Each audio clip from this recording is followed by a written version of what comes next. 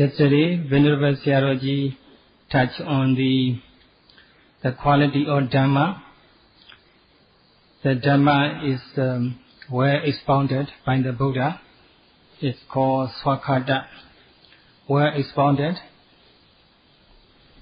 So according to the Dhamma's quality, we have to see the mental and physical phenomena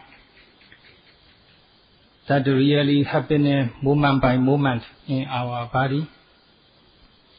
So if we able to become aware of the mental and physical process moment by moment according to the instruction given by the teachers under the guidance of the Sayadaw, we will be able to overcome illusory sense of soul, or individual soul.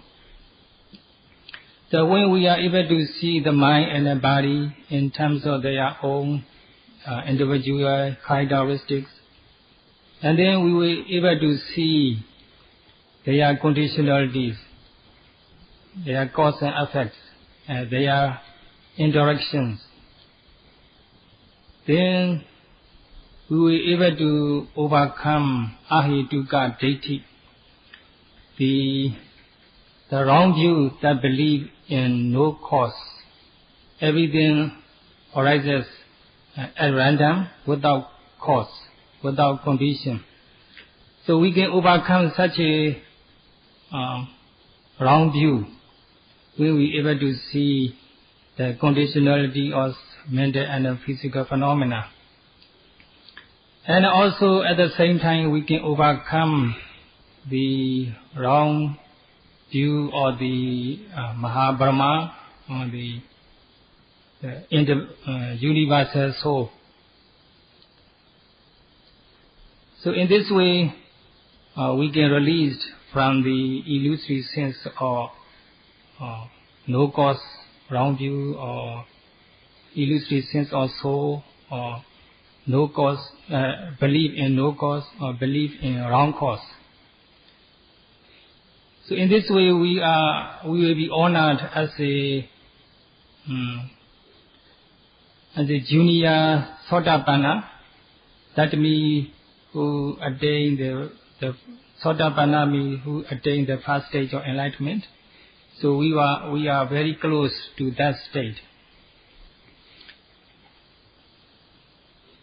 So Sayadaw touched on this topic yesterday in brief. So here the power of samatha, or power of the certain kinds of mental qualities that include the effort, mindfulness, and concentration. We can develop these mental qualities, samatha, by observing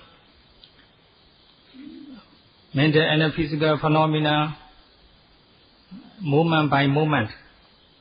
The moment they are obvious, we have to observe them, we have to note them through the courageous effort, mindfulness, and concentration.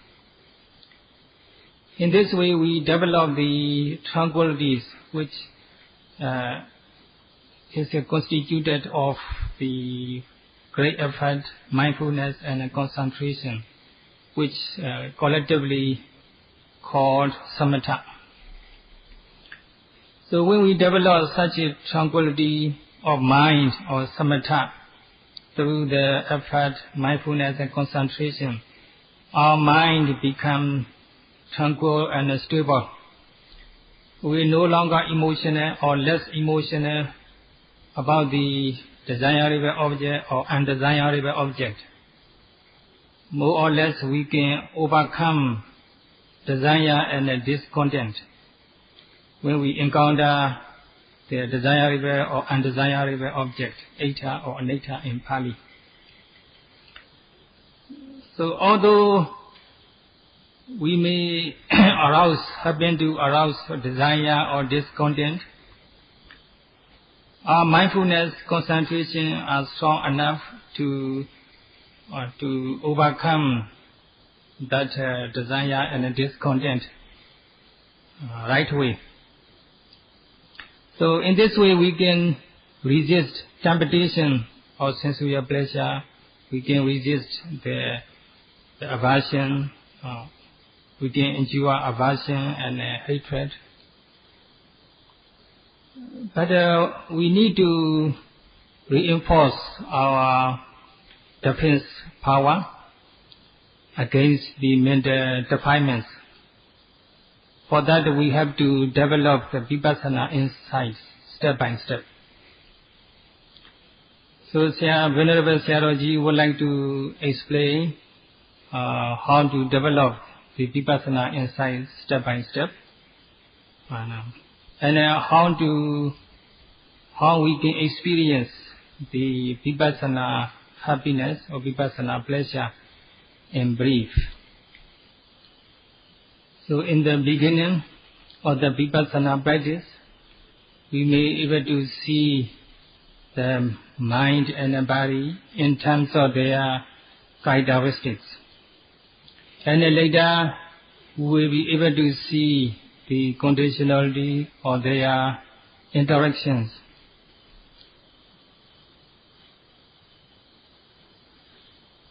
So these two insight knowledge, the distinction between mind and body, or the insight into mental and physical phenomena, and insight into the conditionality or interaction of the mind and the body. These two insights actually just basic or fundamental stages, no real Vipassana insight yet. Why? As mentioned before, there are two kinds of the characteristics, the unique characteristics of mind and body, and common characteristics of them. So the Sabhava Lakkhana, the characteristic unique to individual phenomenon, is we call Sabhava Lakkhana. So that through these two early stages or insights, we are able to see the characteristics of the mind and the body individually, and then with the stronger concentration and mindfulness, we are going to see the conditionality and interactions of the mental and physical phenomena. That's all at these stages. We are able to see mental and physical phenomena in terms of their characteristics and their conditionality and interactions. So we don't see their passing away. We don't see them passing away. So practically, for example, when we know the rising or the abdomen,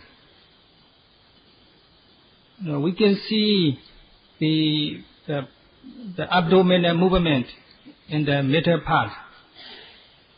We may not be able to see the beginning part of the rising, or no ending part. So we can catch only the middle part of the rising process. And later we will be able to see the conditionalities and interactions of the phenomena.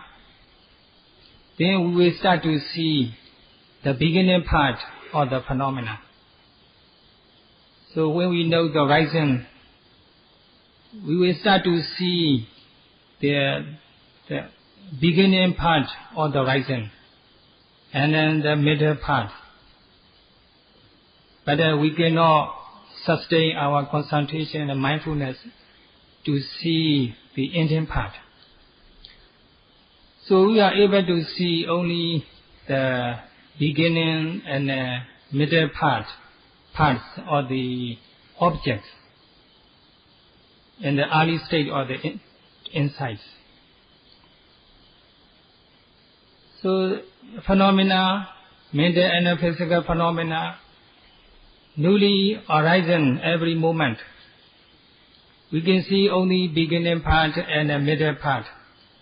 Sometimes we can see that their conditionality, the interaction.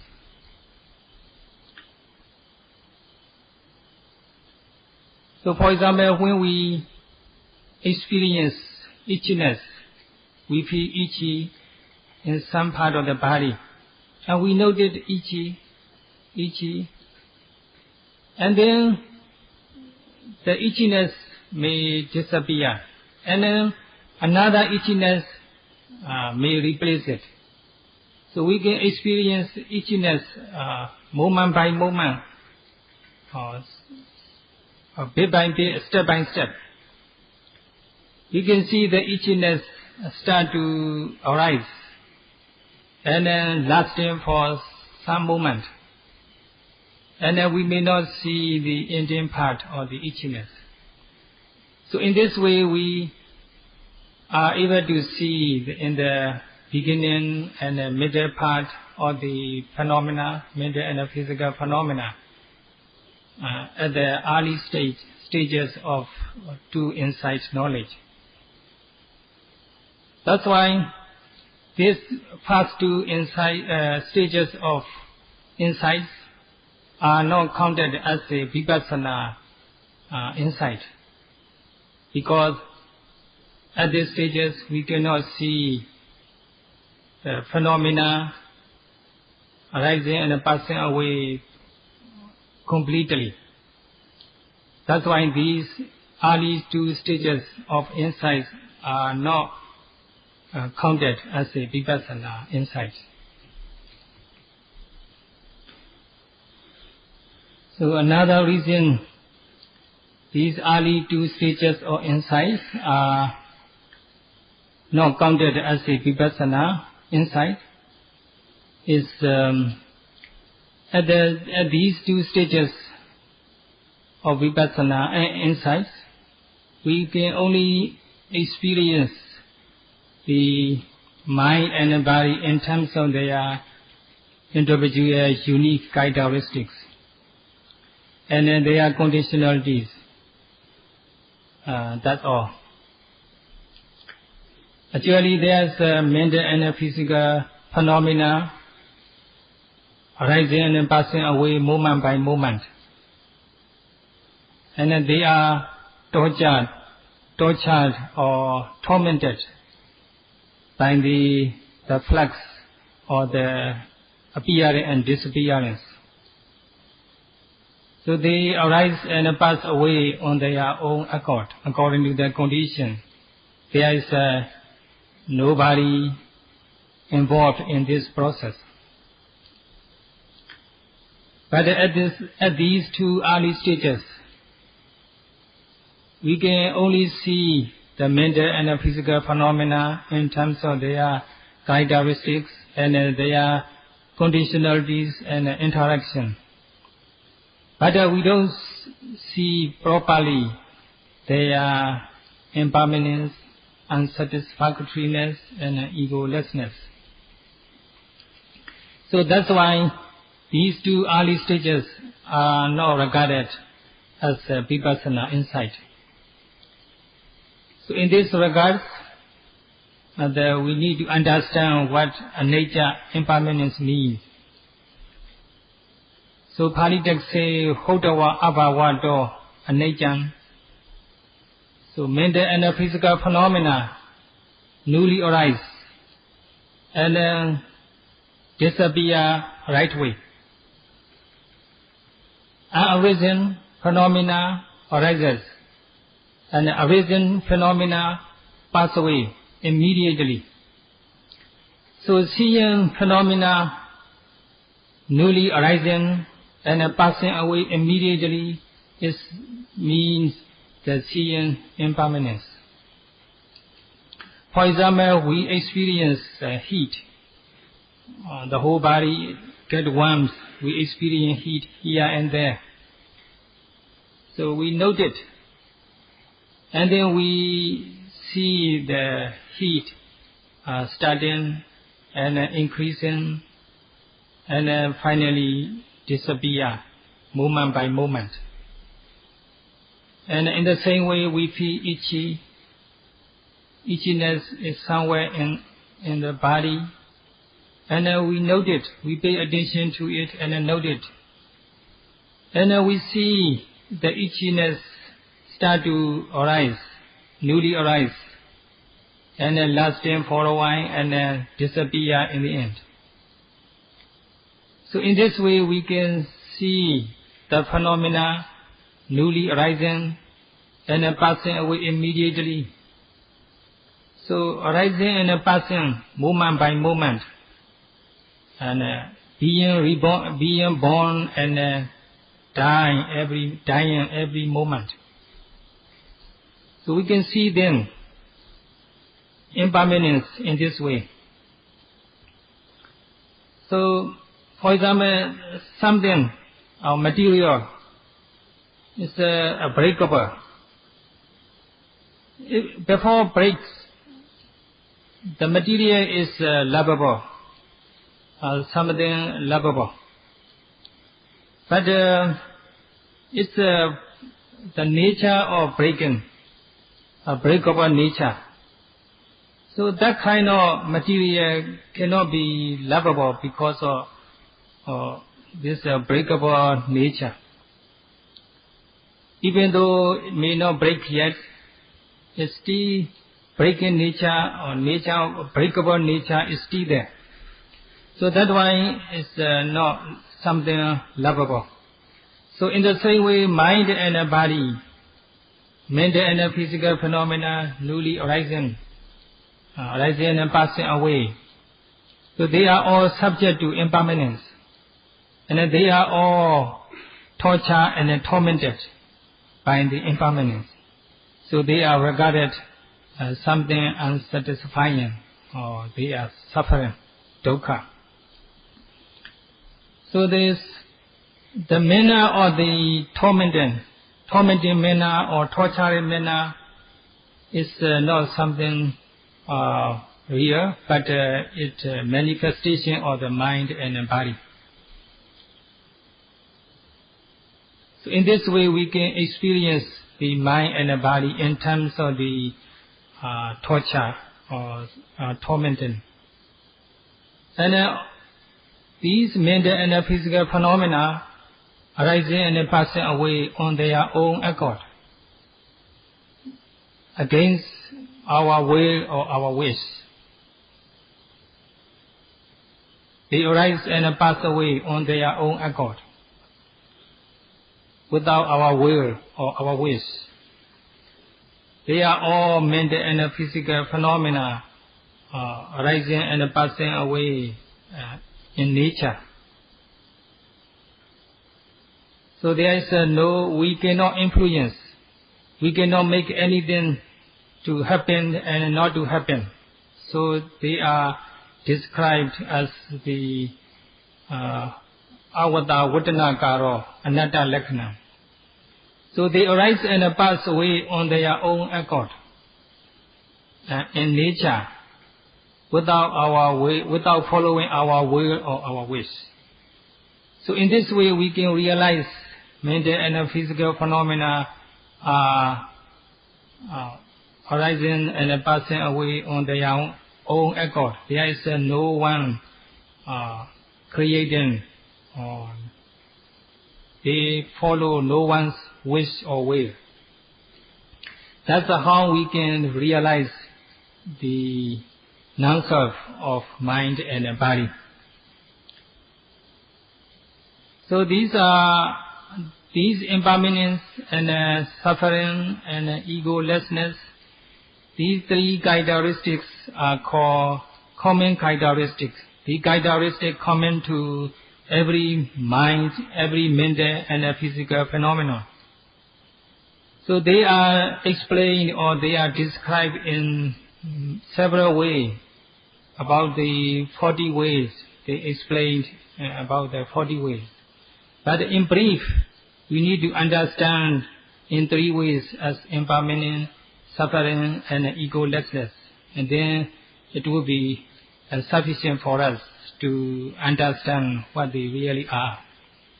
So if we keep on noting, if we keep on developing mindfulness and concentration, we will be able to see mind and body, mental and physical phenomena arising and passing away clearly, clearer and clearer.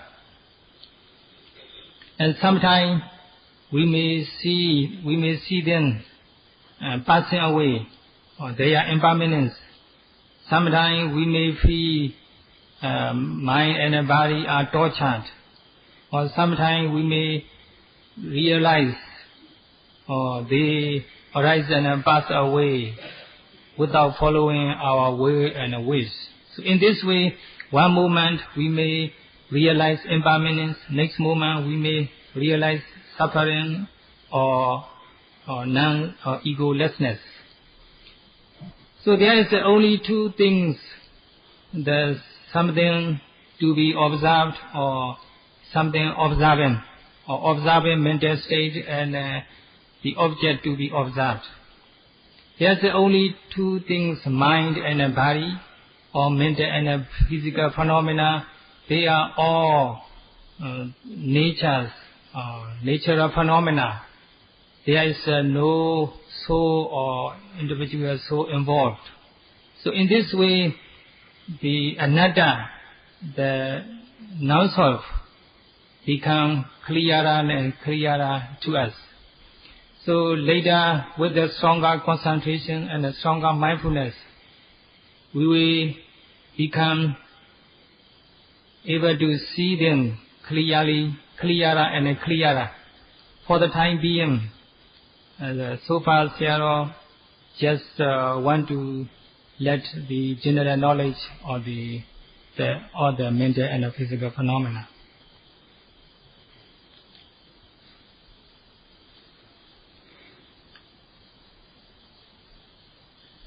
So as mentioned earlier, the early two stages of insight, we can see only the individual unique characteristics of the mental and physical phenomena, and then their conditionalities and interactions. So for example, there arises heat in our body, and we note it, and then we can experience the heat in its own characteristics. So we see heat as heat in terms of its unique characteristics. That means we experience real phenomena, or the true characteristics of the phenomena. So we see sabhava lakkhana. It's no Vipassana insight yet. So when we are able to experience, able to become aware of the real phenomenon like heat, and with the stronger concentration and mindfulness, we will be able to see the heat disappear immediately, moment by moment. Then we realize impermanence of the heat for that moment. And then also we may find the phenomena being tortured by impermanence, as we realize the suffering for that moment. And also we may sometimes experience the soullessness. There is no soul. They arise and pass away without following our will or wish. So in this way, sometimes we may experience impermanence. We may realize impermanence of the phenomena, or sometimes suffering or unsatisfactoriness, or sometimes soullessness. So if we are able to see, if we are able to experience, or if we are able to mindful of the individual characteristics of the mental and physical phenomena, we can see their impermanence and the suffering, egolessness. So in this way, we can develop the Vipassana insight step by step. So that we can see one moment impermanence, next moment we may see suffering, or another moment we may see non-self. So we cannot see three characteristics at the same time. We can only see one characteristic at a time. We cannot see all three characteristics at the same time. Anyway, whatever characteristics we see, whether anicca or dukkha or anatta, we start to develop Vipassana insights. So we take the same example, the heat. So heat appears in our body. It is a physical phenomenon. So heat is a physical phenomenon that's subject to impermanence.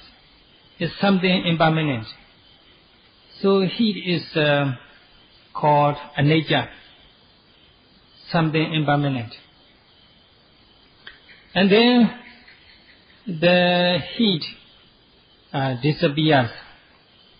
So disappearance of heat is called anicca lakkhana, the characteristics of impermanence, or the manifestation of the impermanence. And then when we know the heat, we experience heat as it is, and then we see the heat disappear. That seeing is called anicca nupassana, insight into impermanence. Only when we see something disappear, there can arise the insight into impermanence. So the moment we become aware of the heat, while we are being aware or mindful of the heat, we see the heat disappear. Without analyzing, reasoning, judging, we experience impermanence from our own experience. That's we call insight into impermanence. So to repeat it, to explain again. So only when we see the mental and the physical phenomena arising, mental and physical phenomena in terms of their own characteristics, we can see their arising and then passing away. So heat, for example, we note the heat. And while noting the heat, while we are becoming aware of the heat, heat disappears. We see the heat disappearing. Thus there arises insight into impermanence. That's we call anicca nupassana. That's a Vipassana insight. So the Pali text say, so mental and physical phenomena become obvious to the people who make great effort to see the mind and the body moment by moment. So the moment they arise, if we are able to see mental and physical phenomena, the moment they arise, so they reveal themselves, they are impermanent. Or literal explanation is they deny that they are permanent. Or in other words, they admit they are impermanent. It is just like a criminal, the defendant criminal, he may not be admit initially his mistakes. So when he or she is tortured, And finally he admits his mistakes. So in the same way, initially mental and physical phenomena seem to be permanent. They don't admit they are impermanent. We think we have been the same person from the day we were born until today. Only small baby become the adult person. So we believe so. Our mind and our body are the same from the day we were born until today. So we feel we are someone timeless, someone eternal, someone everlasting. So that means the mental and physical phenomena not easily admit that they are impermanent. So we have to, like torturing the criminal, we have to note it. We have to note the mental and physical phenomena again and again. And then we see them rising and passing away moment by moment. Then they will admit they are impermanent. They will deny that they are permanent. So they will admit that they are impermanent. So in this way we can overcome the illusory sense of permanence. We think we be the same person from the day we were born until today.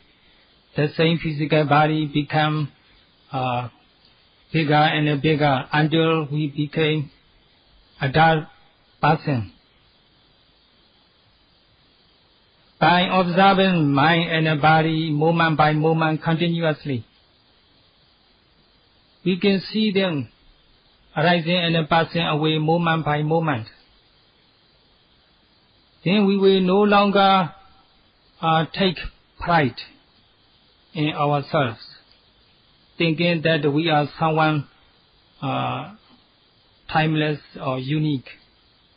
We can overcome the pride and conceit. So we think we are someone everlasting, so we arouse pride and conceit. When we see impermanence changing every moment, there will be no room for pride and prejudice or conceit. So in this way we can eradicate mental defilements bit by bit, and mental defilement become minus. Gradually we can overcome the mental defilements until complete eradication. So now time is up. Shall we continue these topics next day? Sadhu, sadhu, sadhu, sadhu, sadhu, sadhu, sadhu, sadhu.